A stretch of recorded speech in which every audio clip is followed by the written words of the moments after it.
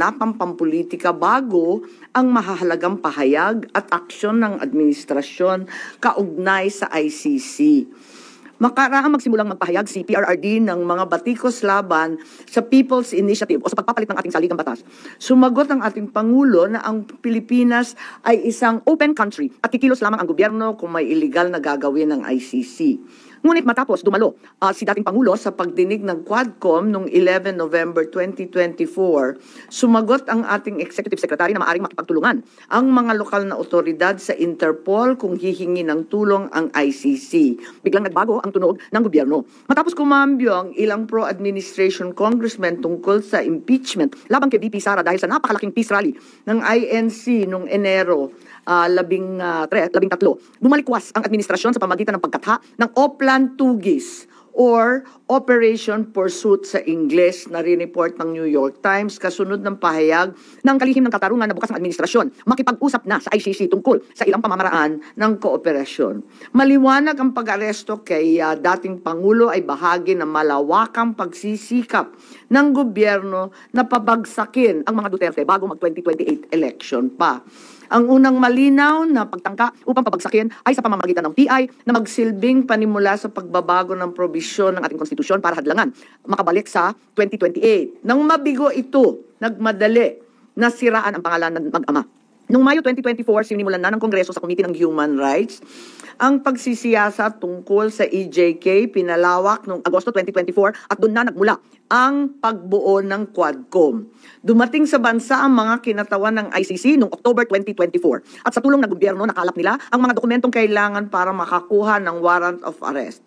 Samantalang nagsagawa ng sarili nitong investigasyon ang DOJ naman hinggil sa EJK noong ika-4 ng Nobyembro sa pamamagitan ng kanilang Memo 778. Dahil nananatili pa ring banta si VP Sara kahit wala na ang tatay niya, nagsagawa naman ng Kamara ng investigasyon sa confidential funds ng OVP at sa huli, na-impeach si VP. Napatunayan ang motibong politikal na napag-aresto sa turnover kay PRRD sa pamagitan ng mid-election final campaign sprint action plan ng Lakas CMD nung nagtipon-tipon ang matataas ng opisyal nung petsang 22 ng Abril.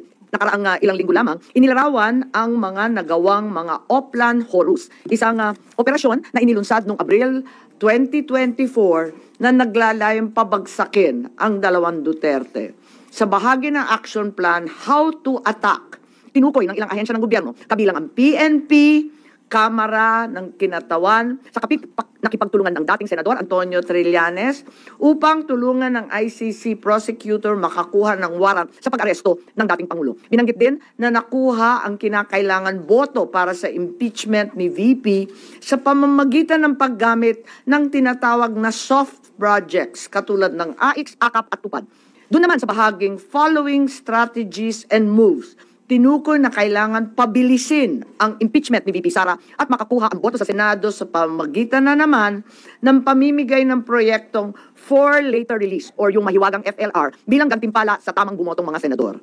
Ikalawa, may magkakaugnay na pagtatangkang pagtakpan ang mga detalye at motibo sa likod ng pag-aresto ng dating Pangulo. May cover-up. Habang nagpapatuloy ang unang pagdinig, tumanggi si DILG Remulla na magsalita. Tanungin siya tungkol sa panayam kay Pinky Webb, kung saan sinabi niya na group effort ang pag-aresto at in-invoke pa ang executive privilege samantalang lumabas na sa media. Una, tinawag niyang chismis ang pahayag. Ngunit nang mabisto, tinulungan na lamang ng kapatid at sinabing executive privilege na nga. Isa pang malakas na sandata ng administrasyon upang pigilan ng komite ang pagsisiwalat ng katotohanan ay paggamit ng tinatawag na subjudice rule. Halimbawa, nung mahuli si General Torre na nagbibigay ng maling pahayag tungkol sa pagmamadaling ilipat si PRRD sa Hague dahil daw sa Article 125 ng Revised Penal Code. Ngunit nung ipunto na yung Revised Penal Code, Article 125, ay para lamang sa warrantless arrest, bigla niyang ginamit ang subjudice na naman. Isa pang indikasyon sa pagtatakip ng administrasyon ay ang blanket invocation ng executive privilege ni Executive Secretary Bersamin upang pagbawalan lahat ng opisyal ng ehekutibo dumalo sa ikalawang hearing noong 3 ng Abril. Mas lumala pa ito nang sa hindi pangkaraniwang hakbang, tumanggi ang ating Senate President pumirma ng mga sabpina noong araw na yon. Bagaman dumalo mga opisyal sa ikatlong pagdinig noong ikasampu ng Abril, ginamit pa rin ang executive privilege sa mga susunod na isapin. Kung sino-sino nag-utos ng pag-aresto, kung sino ang nag-utos ng paglipat niya sa Hague, at kung paano nakuha ang eroplano na ginamit sa paglipat. Hindi nagtapos ang cover-up sa pagdinig dahil alam din natin na matapos yon pinalaya si Ambassador Lacanlilaw at hindi na naman pinirmahan yung mga sapina. Matapos ang pag-aresto kay PRRD, lumakas ang pro-Duterte sentiment at bumagsak ang trust rating ng administrasyon. Ayon sa isang mapagkakatiwalaang source, naglunsad na ngayon ang administrasyon ng isang communication plan upang ilihis ang atensyon ng publiko patungo sa mga issue ng West Philippine Sea at di umanong disinformation ng mga tinatawag na China trolls ng kanilang embassy. Kaya asahan natin na ito ang magiging balita sa mga susunod na araw. Hindi inaasahan ang political backlash sa pag-aresto sa dating Pangulo. Kaya ngayon, sinusubukan nilang kontrolin ang sitwasyon sa pamamagitan ng pag-focus sa West Philippine Sea, pagsisi sa China, at sa huli ay iuugnay ang pagtaas ng suporta kay Duterte sa sinasabing kampanya disinformation ng China. So,